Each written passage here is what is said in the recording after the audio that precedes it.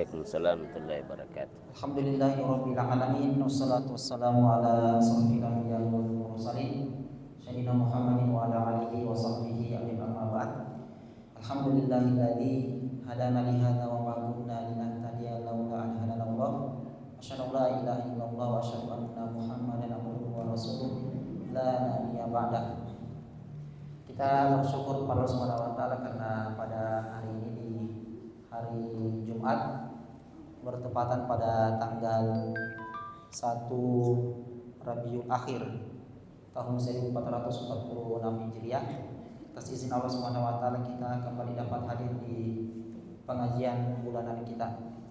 Salam dan salawat semoga tetap tercurahkan kepada nabi kita Rasulullah Muhammad sallallahu alaihi wasallam beserta para keluarga, sahabat tabi'in dan para tabi'in serta umat yang tetap konsisten dengan ajaran beliau hingga akhir zaman.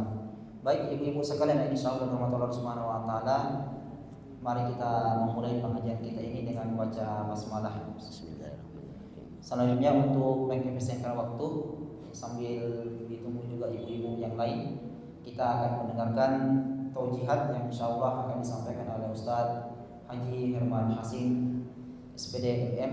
Kepada Ustaz kami persilakan dengan hormat. Bismillahirrahmanirrahim. Assalamualaikum warahmatullahi wabarakatuh. Alhamdulillahirabbil alamin.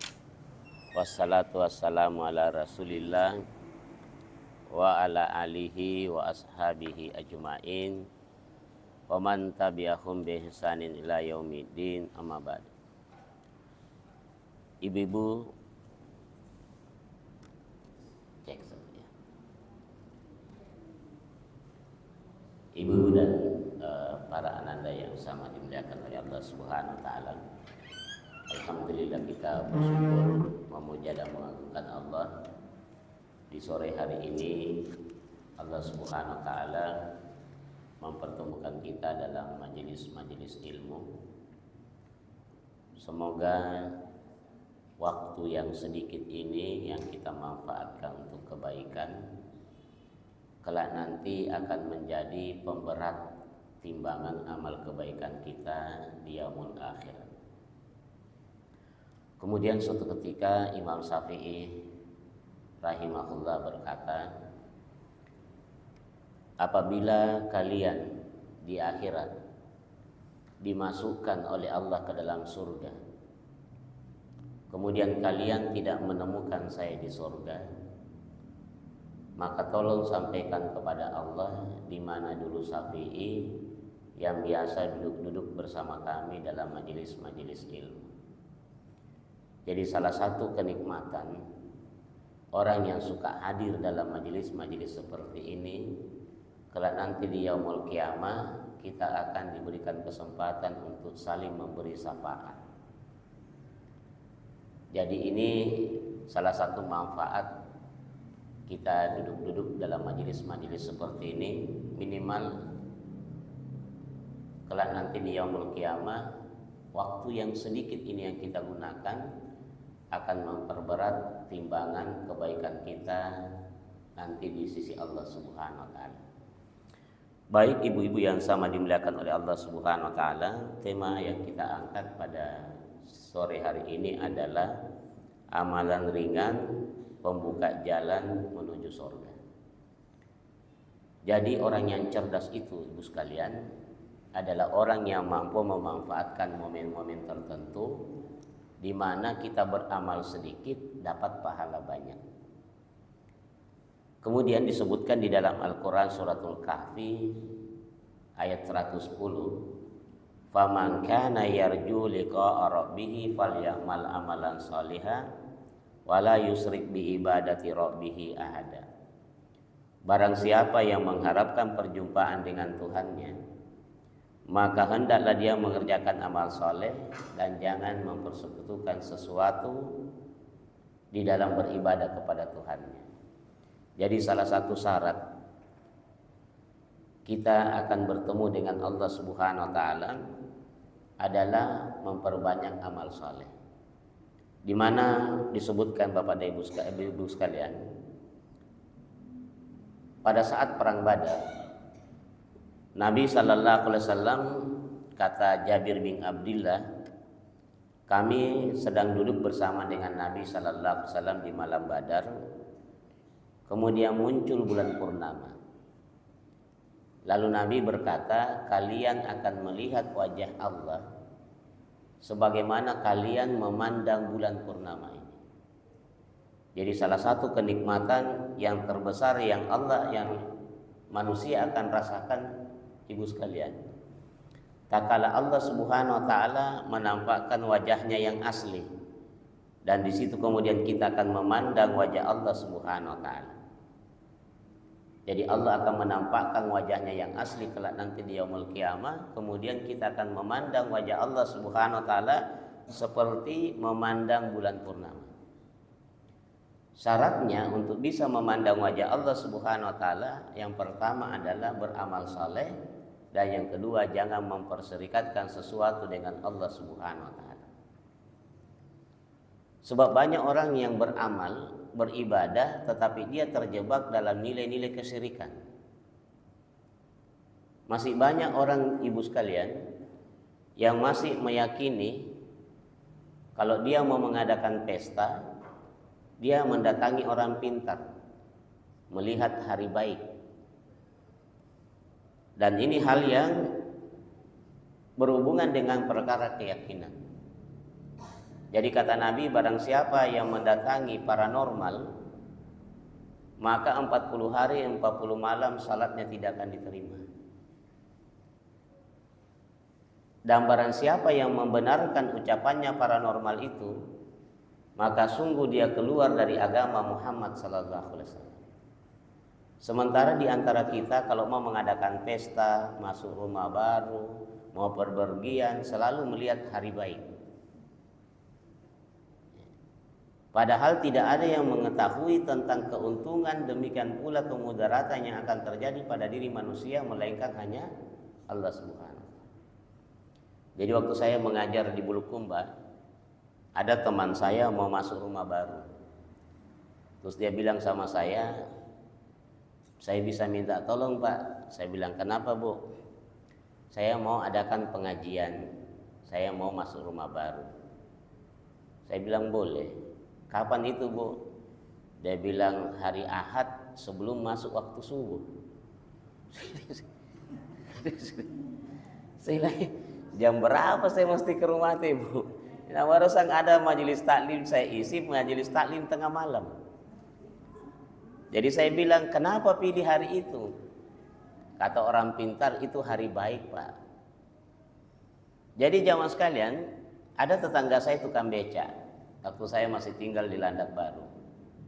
Di kampungnya ada orang yang suka didatangi kalau dia mau adakan pesta. Tiba-tiba orang itu ditabrak motor. Maka tetangga saya datang menjenguk. Bilang, kenapa kau bisa ditabrak motor? Dia bilang, saya juga tidak tahu. Lalu tetangga saya bilang, saya kira kau tahu yang mana hari baik, mana hari tidak baik.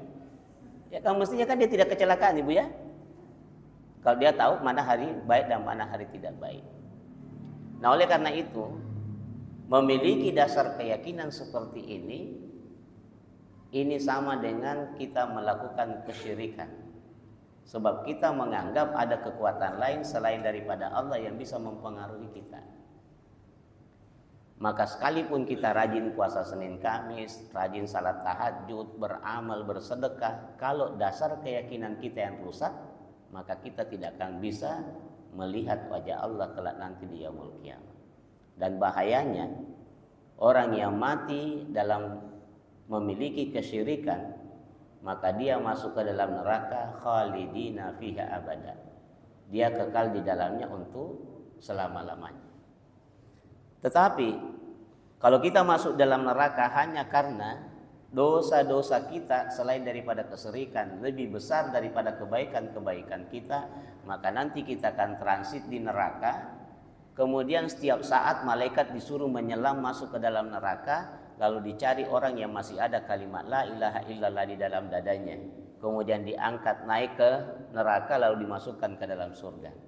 Sampai-sampai dalam hadis disebutkan ada orang terakhir diangkat dari neraka. Sudah gosong badannya.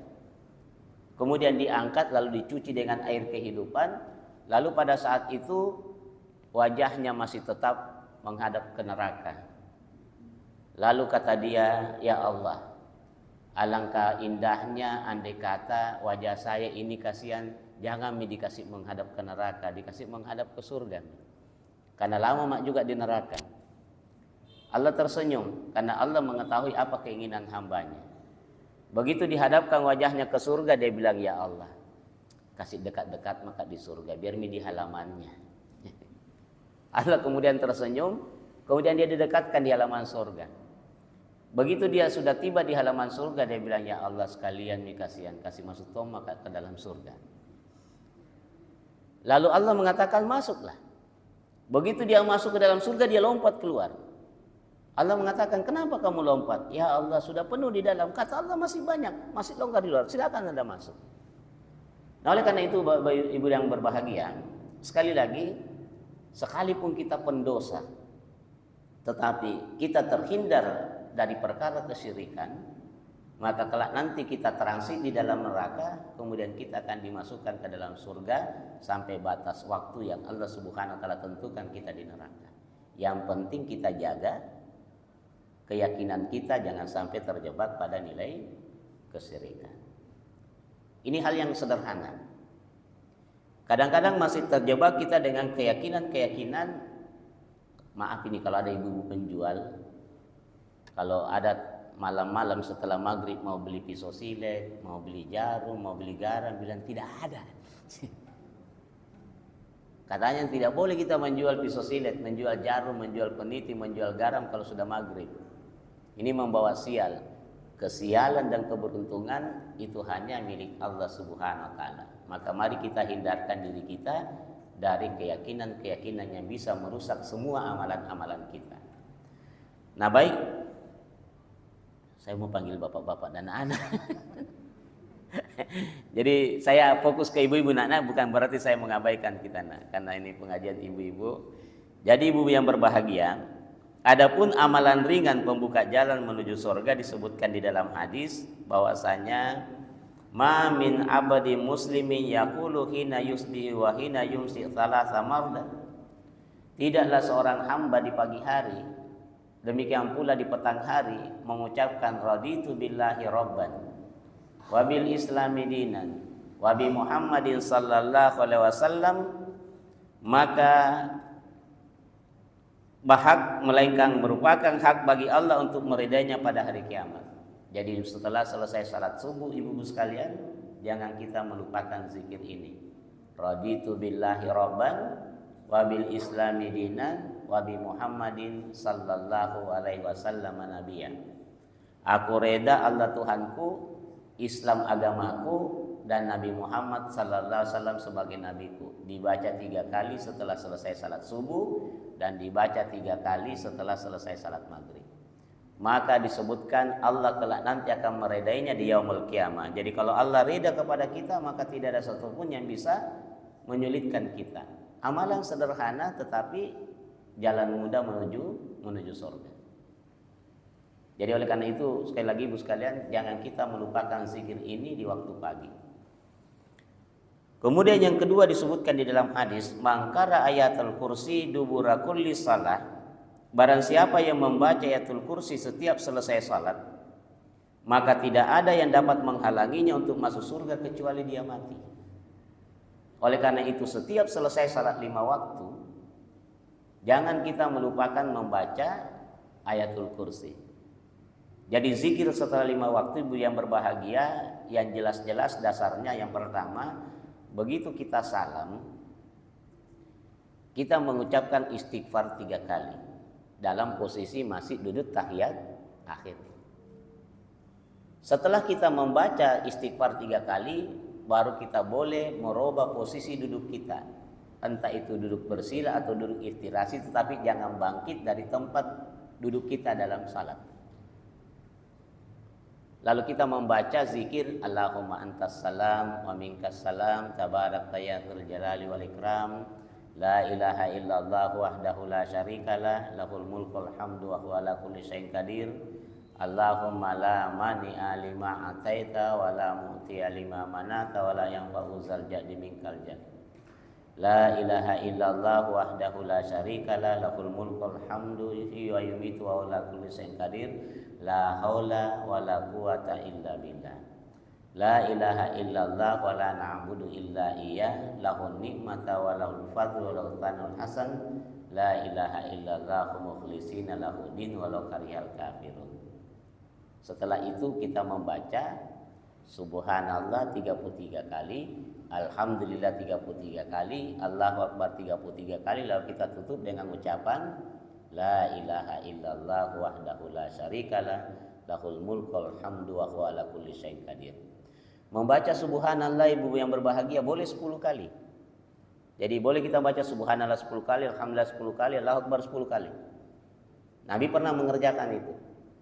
Pernah juga Nabi membacanya 25 kali. Subhanallah 25 kali, alhamdulillah 25 kali, Allahu akbar 25 kali. Jadi tergantung dari kondisi kita. Kalau memang kondisi kita misalnya buru-buru, jangan kita meninggalkan membaca subhanallah 10 kali, alhamdulillah 10 kali, Allahu akbar 10 kali. Jadi bervariasi. Tetapi yang umum kita tahu adalah membaca subhanallah 33 kali, alhamdulillah 33 kali, Allahu akbar 33 kali, kemudian kita tutup dengan ucapan la ilaha illallah wahdahu la syarikalah lahul mulkul hamdu wa huwa ala kulli syai'in qadir. Siapa yang membaca zikir ini, maka Allah akan mengampuni dosanya meskipun sebesar buih yang ada di lautan. Setelah itu kita membaca ayatul kursi. Qul huwallahu ahad, qul a'udzu birabbil falaq, dan qul a'udzu birabbin nas di semua waktu 5 kali salat wajib kita. Khusus subuh dan maghrib, setelah kita membaca ayatul kursi, kita membaca qul huwallahu ahad 3 kali, qul a'udzu birabbil falaq 3 kali, dan qul a'udzu birabbin nas 3 kali. Siapa yang membaca 3 qul ini 3 kali di waktu pagi, maka Allah akan jaga hingga malam harinya. Dan siapa yang membacanya di malam hari, yaitu setelah selesai salat maghrib, maka Allah akan jaga hingga pagi harinya. Oleh karena itu, kalau ada orang yang kena gangguan jin, kena sihir, kadang-kadang saya beri amalan seperti itu. Jangan lupa sekali-sekali setelah salat 5 waktu baca ayatul kursi, qul huwallahu ahad, qul a'udzu birabbil falaq, qul a'udzu birabbin nas. Ini Allah jaga. Kalau Allah jaga kita, siapa yang berani memberikan kemudaratan kepada kita? Oleh karena itu, ibu yang berbahagia, dalam keadaan bagaimanapun juga jangan kita melupakan zikir ini. Apatah lagi siapa yang membaca ayatul kursi setiap selesai salat, kata Nabi, maka tidak ada yang menghalangi dia masuk surga kecuali kematian. Nah, ini jalan-jalan masuk surga Nabi sudah tunjukkan kepada kita. Amalan selanjutnya, ibu yang berbahagia, disebutkan barang siapa yang berwudu dengan sempurna, lalu setelah dia berwudu dia mengucapkan asyhadu alla ilaha illallah wahdahu la syarikalah wa asyhadu anna muhammadan abduhu wa rasuluh, maka akan dibukakan untuknya pintu-pintu surga yang 8, dan dia dipersilahkan masuk pintu surga dari arah mana saja yang dia suka. Kita pasti hafal, Ibu sekalian. Asyhadu alla ilaha illallah wahdahu la syarikalah wa asyhadu anna muhammadan abduhu wa rasuluh. Inilah doa yang kita baca setelah kita berwudu. Dan siapa yang membiasakan membaca doa ini, maka Allah akan masukkan dia ke dalam surga, di mana ada 8 pintu surga, kata Nabi, dan dia diperbolehkan memilih pintu mana saja dia suka. Amalan ini enteng, tetapi jarang sekali ada yang memperhatikan. Kadang-kadang kalau setelah kita selesai berwudu, jarang ada orang yang mau berdoa dengan doa seperti ini. Padahal mudah, ringan, kita hafal, tapi kadang-kadang jarang di antara kita yang mau mempraktekkan. Padahal jamaah Bapak dan Ibu sekalian, ini amalan ringan yang kita kerjakan yang bisa mengantarkan kita menuju surga. Selanjutnya disebutkan, tidaklah seorang muslim berwudu, lalu dia memperbagus wudunya, kemudian dia salat 2 rakaat, dengan menghadapkan hatinya dan wajahnya kepada kedua rakaat itu, melainkan surga wajib baginya. Artinya setelah selesai kita wudhu, disunnahkan untuk salat 2 rakaat. Niatnya ini lagi yang menyulitkan ibu-ibu sekalian untuk salat, menghafal niat. Padahal niat salat seperti usalli farda maghribi salasa raka'ataini mustaqbilal qiblati ma'muman lillahi ta'ala, ini tidak sampai ke Nabi. Pada dasarnya dalil umum yang dipakai innamal a'malu binniyat. Sahnya sebuah amalan tergantung dari niatnya. Oleh karena itu, salat apa saja ibu yang ingin kerjakan, berniat di dalam hati dengan bahasa apa saja. Kenapa? Karena niat bukan lafaz. Sehingga kita berniat cukup dalam hati dengan niat pakai bahasa apa saja. Misalnya saya berniat salat 2 rakaat karena Allah, atau saya berniat salat wudu 2 rakaat karena Allah. Selesai di dalam hati. Terus ada yang bertanya, bukankah salat itu harus dalam bentuk bahasa Arab? Betul. Itu kalau dalam bentuk lafaz. Makanya kita tidak boleh mengganti Allahu Akbar dengan ucapan Allah Maha Besar.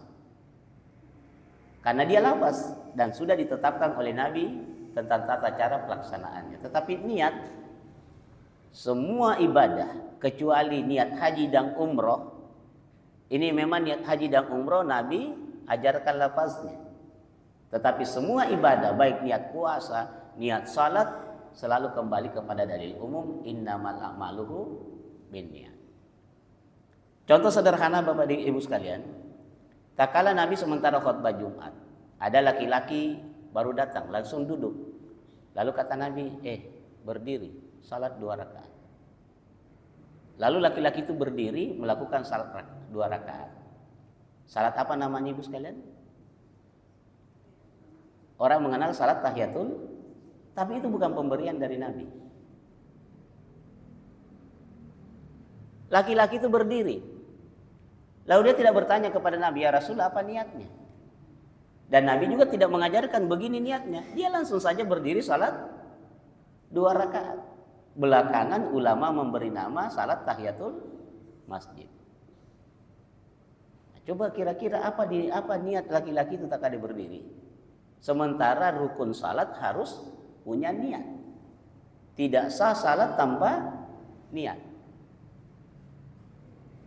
Jadi tak kala kita selesai berwudu, kita kemudian berniat, saya salat wudu 2 rakaat karena Allah.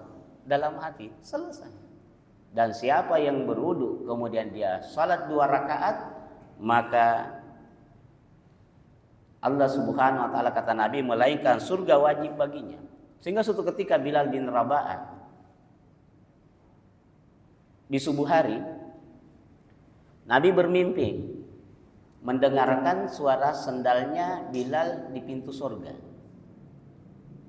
Kemudian setelah selesai salat subuh, Nabi panggil, Bilal, amalan apa yang kamu kerjakan sampai saya mendengarkan suara sendalmu di pintu surga?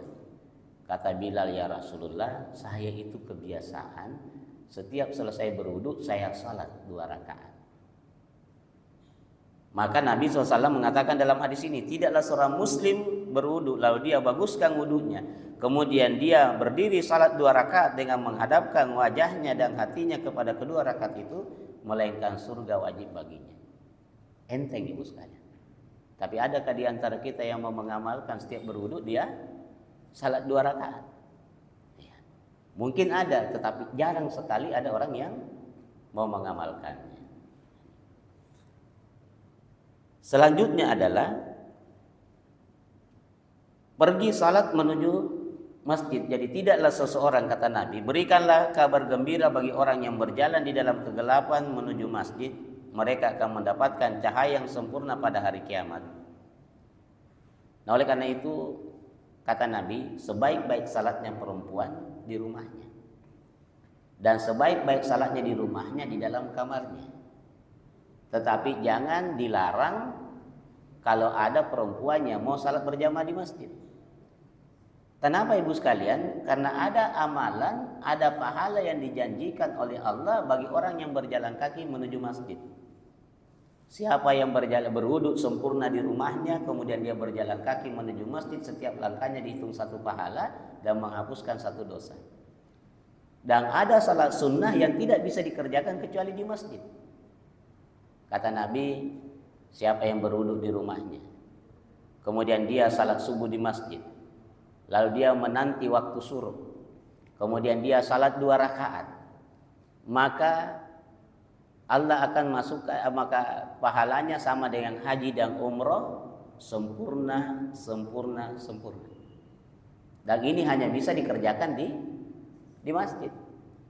Jadi ada ibu yang pernah bertanya kepada saya, Ustaz, saya sehabis salat subuh saya duduk di tempat salat saya di rumah, kemudian saya berzikir, begitu tiba waktu syuruk. Jadi waktu syuruk itu ibu sekalian, kalau yang ada di jadwal itu waktu terbit. Waktu terbit matahari kita dilarang salat. Ada 3 waktu kita dilarang salat. Pas terbit matahari, pas matahari tengah-tengah kepala, dan pas matahari terbenam. Jadi salat syuruk itu bukan salat terbit matahari. Salat syuruk itu waktunya sama dengan tinggi matahari setinggi 1 tombak. 1 tombak ukurannya 2 meter. Jadi kalau diperkirakan waktu syuruk itu 15 menit setelah waktu terbitnya matahari. Jadi kalau waktu matahari terbit sekarang jam 5:43 menit, maka waktu syuruk ditambah lagi 15. Berarti waktu syuruk jatuh pada jam 5:58 menit. Sebab ada orang yang begitu terbit matahari langsung dia sholat. Apatah lagi ada jadwal yang tertulis waktu syuruk, padahal bukan itu waktu syuruk, itu waktu terbit. Jadi yang perlu diperhatikan, sekarang kan sudah ada aplikasi di HP kita, Bu ya. Ada waktu terbitnya matahari. Jadi waktu terbitnya matahari dilarang sholat. Kita tambah 15 menit dari situ. Dan sekali lagi, ini hanya bisa dikerjakan di masjid. Oleh karena itu kata Nabi, jangan dilarang kalau ada perempuan yang ingin salat di masjid. Tetapi bagi ibu-ibu yang punya suami, itu harus minta izin kepada suami kalau ingin salat di masjid.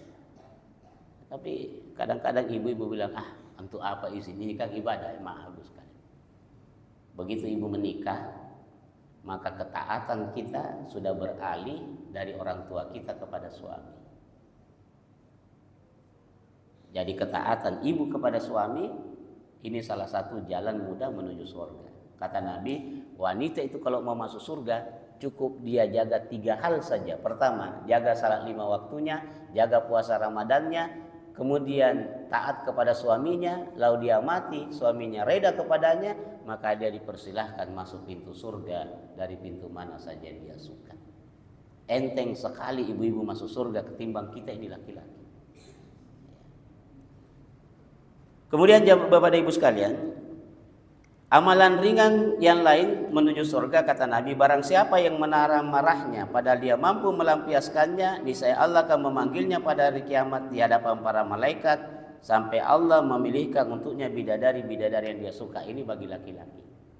Jadi siapa yang mampu menahan marahnya, di saat marahnya memuncak, maka Allah akan memasukkan dia ke dalam surga. Nah, oleh karena itu, kalau kita marah, kata Nabi, ucapkanlah a'udzubillahi minasyaitonirrajim. Kalau masih marah, pergi ngambil air wudu. Karena marah itu datangnya dari setan, dan setan itu terbuat dari api, kemudian api itu hanya bisa dipadamkan dengan air. Kalau kemudian masih marah, kata Nabi, kalau kamu marah dalam keadaan berdiri, pergi duduk. Kalau masih marah dalam keadaan duduk, pergi berbaring. Insya Allah kalau kita bangun tidur, hilang itu marah. Jadi belum pernah ada rasanya ibu sekalian, orang marah kemudian dia tidur, bangun tidur, dan dia lanjutkan marahnya. Bagaimana Bu? Ini namanya marah berseri. Ya. Jadi belum pernah ada. Apatah lagi maaf ini. Biasanya itu kalau ibu-ibu marah kadang-kadang terlewat batas. Gitu. Karena pada dasarnya wanita itu 9 nafsunya, 1 akalnya. Laki-laki itu 9 akalnya, 1 nafsunya. Tapi satu nafsunya laki-laki bisa menenggelamkan 9 akalnya. Ya. Oleh karena itu kalau kita marah kepada suami, jangan sembarang kita ngomong. Ada juga orang yang kalau marah sama suaminya selalu bilang, ceraikan mak, ceraikan mak. Ini saya pernah menangani kasus seperti ini. Sudah 3 kali dia jatuhkan talak kepada istrinya.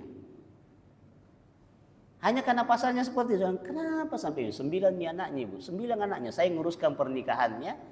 Kemudian tak kala ada masalah rumah tangganya kembali ke saya. Saya tanya, kenapa sampai kau bisa menceraikan istrimu? Bilang, habis Ustaz.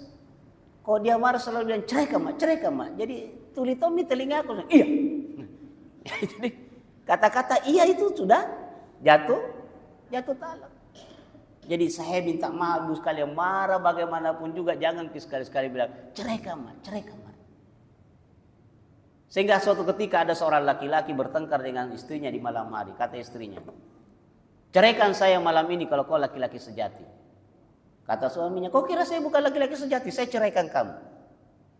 Keesokan harinya dia datang bertanya kepada seorang ulama. Wahai saya, tadi malam istri saya mengatakan seperti ini. Lalu saya mengatakan, saya laki-laki sejati. Kata ulama itu, kau bukan laki-laki sejati.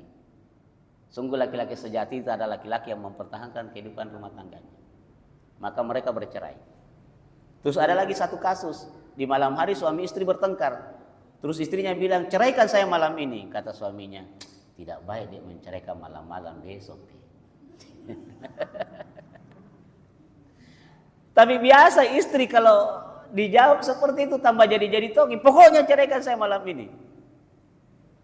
Maka suaminya berkata, maaf ini rahasianya ini kalau istri keras suaranya, suami harus lebih keras. Dia kata suaminya, begini, kau masuk di tempat tidur, besok saya ceraikan kamu. Masuk sekarang. Masuk istrinya kamar tidur. Suaminya tidur di sofa. Kemudian keesokan harinya setelah selesai salat subuh, suaminya buru-buru mandi lalu pergi ke kantor. Begitu pulang kantor dia ketuk pintu rumahnya, ternyata istrinya membukakan pintu rumah dalam keadaan tersenyum. Datang Makika. Lah apa datang? Tadi malam kau minta cerai, sekarang ambil kertas, saya mau tulis surat cerai. Kata istrinya, saya minta maaf tadi malam itu saya emosi sekali. Maka kata suaminya, kalau begitu kau suruh buat perjanjian tidak akan mengulangi lagi perbuatanmu tadi malam. Jadi saya ini kadang-kadang banyak kasus-kasus perceraian itu karena diakibatkan karena mulutnya perempuan. Dan setelah diadakan penelitian, ternyata 70% kasus cerai itu diakibatkan karena wanita pada waktu itu mengalami masa haid. Jadi kalau wanita haid itu kadang-kadang kondisi emosionalnya bermasalah. Nah, jadi saya selalu sampaikan kepada para pengantin-pengantin baru. Kadang-kadang istri sudah bercadar, tapi biasa melawan suami. Ingat, tanya. Ini pernah ada orang konsultasi sama saya ibu sekalian, sudah 3 bulan tidak diajak omong sama istrinya. Tapi diladeni ji makannya, tapi istrinya tidak mau tidur dengan dia. Tanya, bagaimana Ustaz? 3 bulan saya tidak sama istri saya ini. Terus saya tanya, apa masalahnya? Dia bilang, saya memang marah. Tapi terlontar dari mulut saya, memang saya ngaku salah.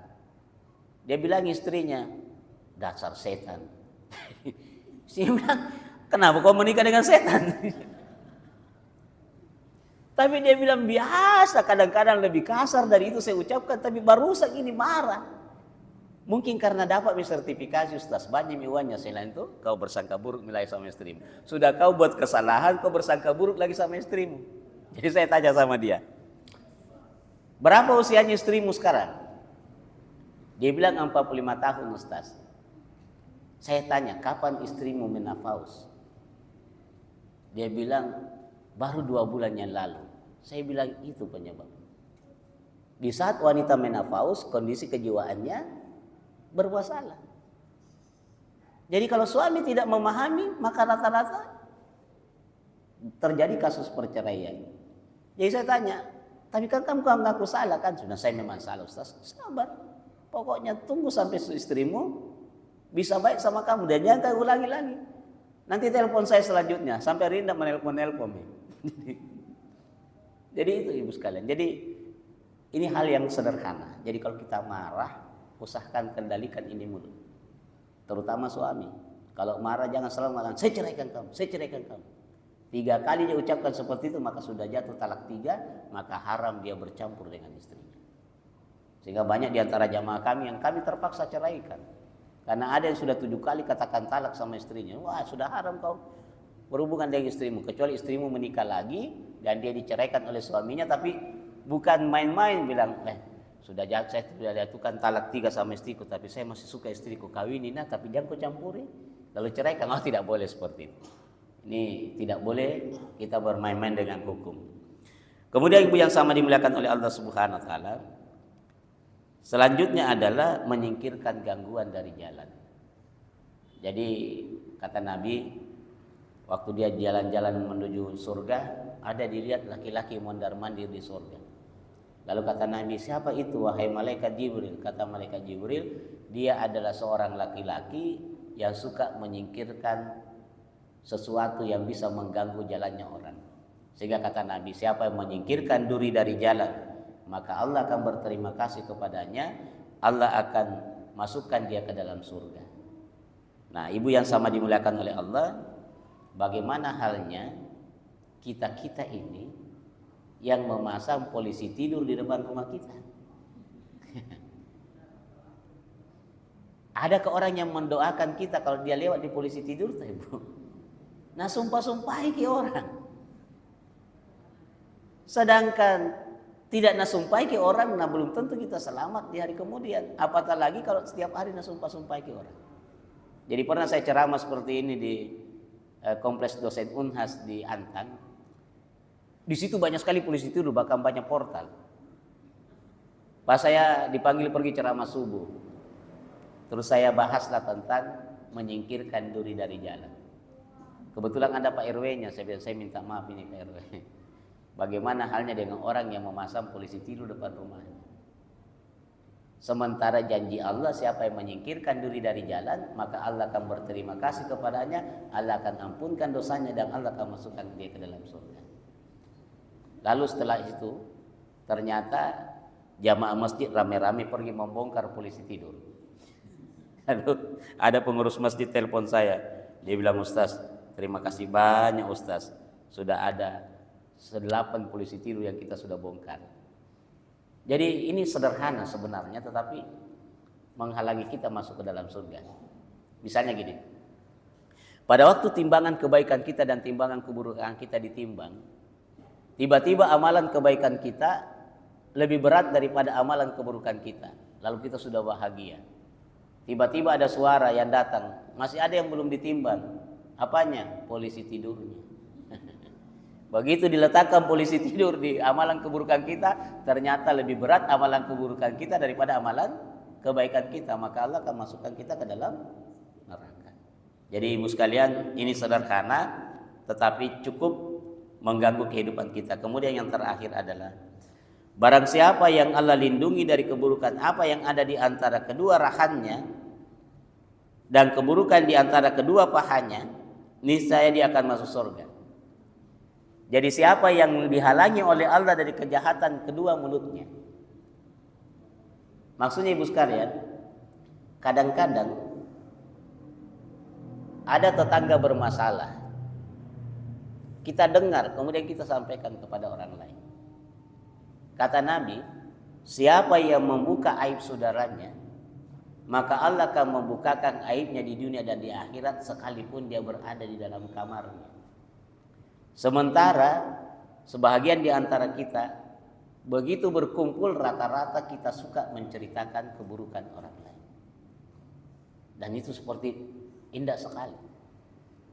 Dan kadang-kadang kita ini tidak mau dengar, tapi terpaksa juga kita mendengarnya. Jadi saya maaf ibu sekalian, karena saya guru. Di ruang guru bercampur laki-laki dengan perempuan. Jadi saya memang sengaja ngambil tempat duduk paling belakang. Jadi saya bilang sama teman-teman, sini semua laki-laki kita ngumpul-ngumpul bagian belakang. Biasa saya lihat teman-teman, kalau berkumpul mina cerita mi keburukan suaminya. Ada yang ceritakan keburukan mertuanya. Jadi saya bilang, Bu,